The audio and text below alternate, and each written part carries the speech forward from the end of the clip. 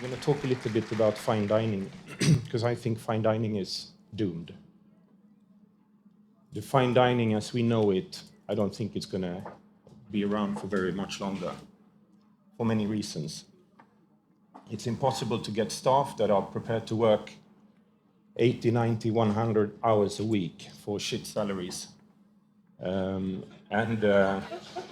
And also for the head chefs, it's after a certain time you lose interest in working 90, 100 hours a week, and have a lot of people who are complaining about this and that. And we have to face it that a Michelin star isn't a silver bullet that it used to be. Today, a lot of restaurants in central London are running offers that have 1 or 2 Michelin stars. So it's not what it used to be. It seems today that a lot of restaurants open on the basis of having a celebrity chef that's a household name, and he can quickly fill up a restaurant serving just about anything. So I think fine dining is going to change. When I opened Hidone 4 years ago, a little bit more than 4 years ago, I had never worked in a professional kitchen. I had no training whatsoever. I had spent, as a teenager, a week basically peeling potatoes in a restaurant in Gothenburg in Sweden, and I also had spent a couple of days in the restaurant of David Kinch, Manresa, mainly being in the way and being an arsehole, I think he would tell you. I don't know where he is now, but he was here before. There. It's true, no? And I thought that, it couldn't be that difficult to open a restaurant, because I thought I was a pretty good cook at home. It turned out that it was not really the same thing. It's one thing to serve 4 or 5 people at home that are on top of it not paying, and you serve them nice wines as well. Of course they're going to be happy. And it's quite different to have 30 people coming, and you're going to charge them money as well. And on top of it, if you're cooking at home, you can go to a market and you can, if you don't find the stuff you want, you can choose to go out and have a meal in a restaurant. But in a restaurant every day, I realized, very, very naively I opened this restaurant, but I realized that, people are going to come here every day. You have to serve them food every day. And they have certain expectations, because we were quite expensive.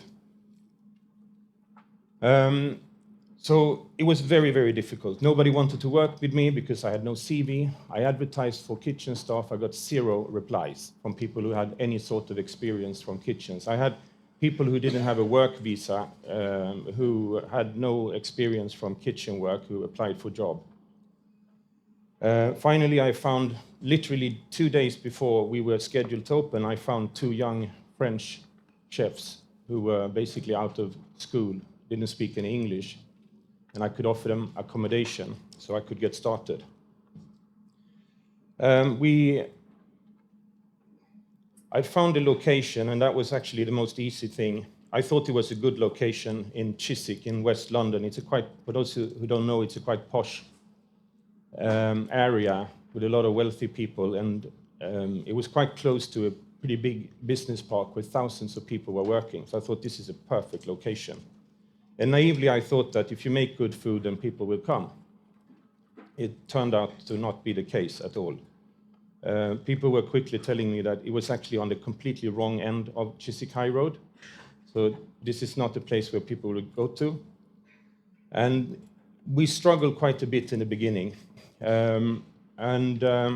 What I completely underestimated was how quick critics would come to the restaurant.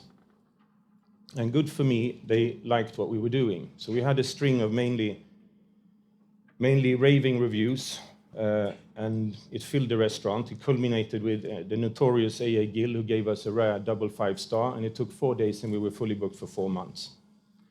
But I later told A.A. Gill that your readers like well-done beef. And he said, really? Yeah. Almost everyone came and asked for the beef to be well done, and they complained when we did it well done. I thought we had really fucked the beef, and they said it's not cooked enough. So we started to cook it in the microwave and then finish it in the pan.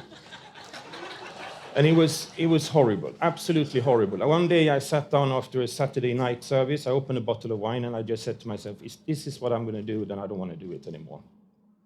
We have to do something about this. And I saw I have to change this. I don't want to work with this. I want another kind of customer than we were getting, and I didn't know how to do this.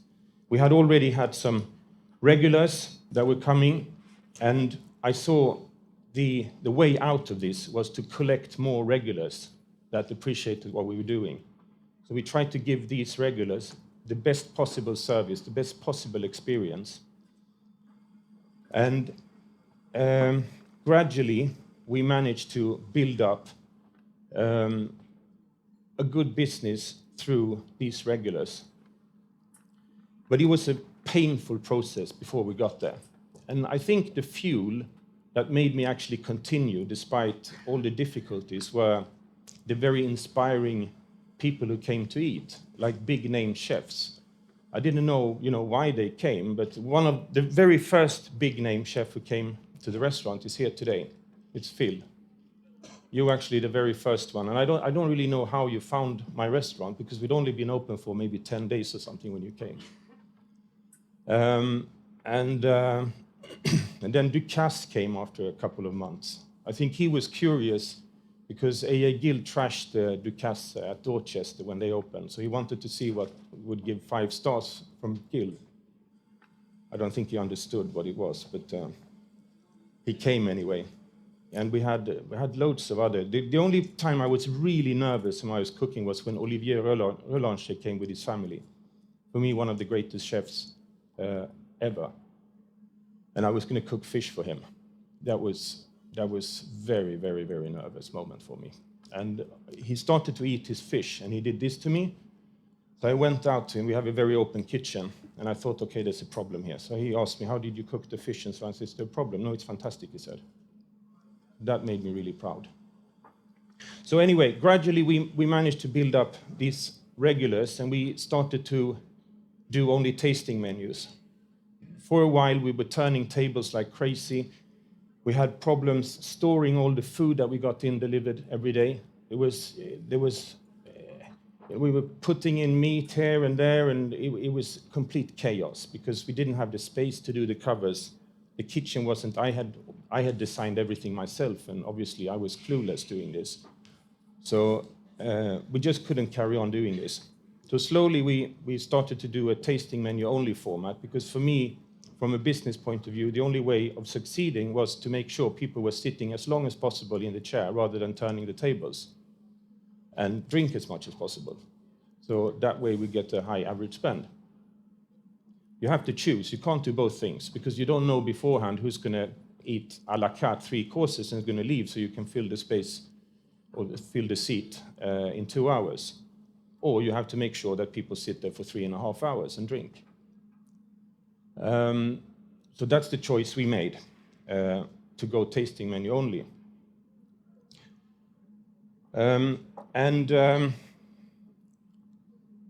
This process, we have been continuing this to try to work on regulars. And maybe 2 years ago, I realized that whenever we had a lot of attention in the media, we were rammed with not necessarily people that were, I wouldn't say I don't want as customers because that's not how it works, but it wasn't really people who they weren't necessarily enjoying what we were doing, so it wasn't for them.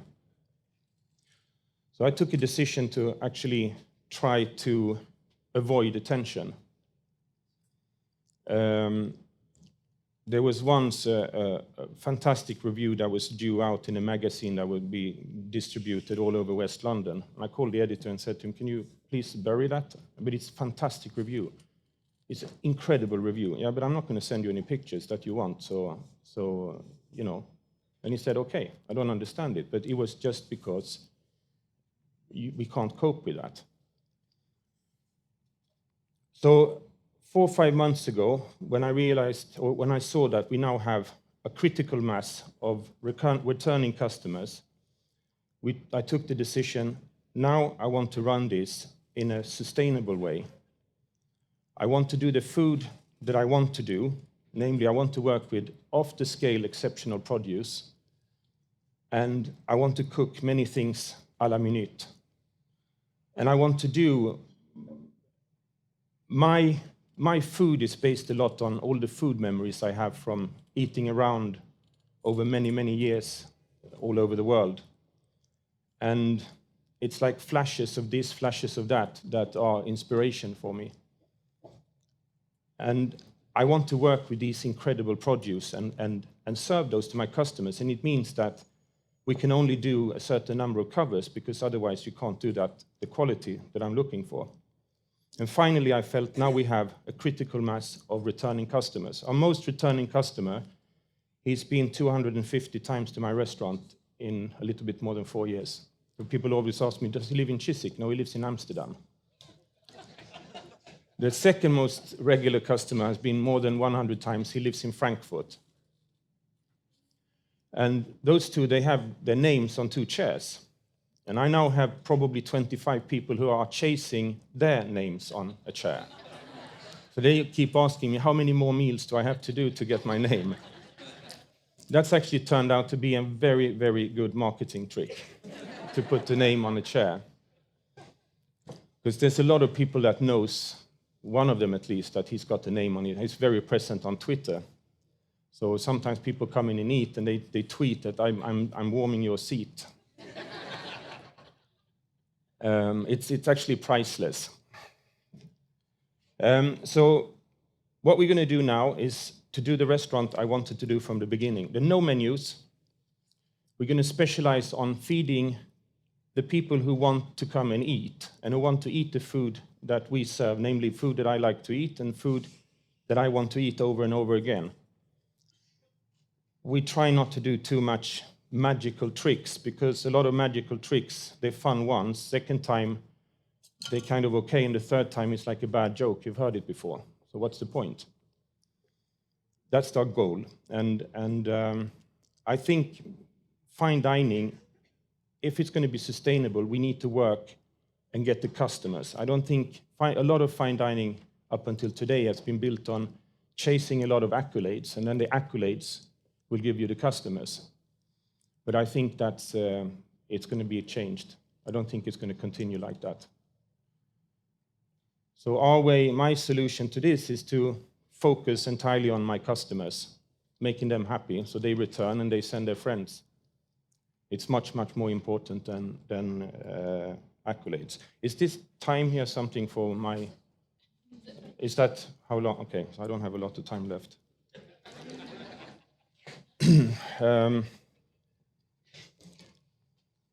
Yeah, so that's a bit about my story. I probably forgot to tell you many things. And so we've closed the restaurant for a week. We closed 10 days ago, and we were reopening again on Wednesday. And it's apparently complete chaos in the restaurant at the moment. But it was, when we opened the restaurant, they were still painting the walls 1 hour before the first customers came. But I'm used to that just in time. So hopefully we'll be ready by Wednesday night. So the idea is to now create a work environment for chefs. We're going to do 6 services a week. And I want it to be a dream place for chefs to work in, so they won't leave me, because we've had too much turnover. I've had 130 chefs through the kitchen since we opened the restaurant. And it's not sustainable to carry on like that. It's impossible. Once someone has had a grasp of what it is we're doing, they're gone. And it's just, we all have to face it, that we can't carry on like this. And I'm not the only one who's taken the decision to cut down on the work hours to be able to keep chefs. And I hope it's going to work. Thank you, Mikael.